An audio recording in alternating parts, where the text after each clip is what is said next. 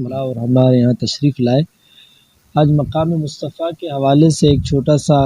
Programme بھی تھا، convention سمجھ لے۔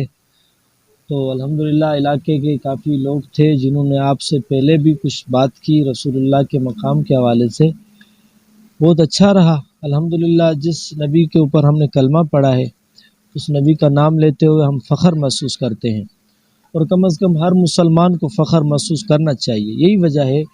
کہ دنیا کے اندر بین الاقوامی سطح پر رسول پاک صلی اللہ علیہ وسلم کے اس نام کو، اس ایجنڈے اور اس مقام کو جو دنیا میں وہ لے کے آئے تھے پوری انسانیت کی خدمت کے لیے اور انسانیت کو راہ راست پر لانے کے لیے، اس کو دبایا جا رہا ہے، اس کے خلاف سازشیں ہو رہی ہے۔ لوگ اس کو پھر آج کل جیسے آپ سمجھتے ہیں، آپ میڈیا والے بھی بہت بہتر جانتے ہیں کہ بھائی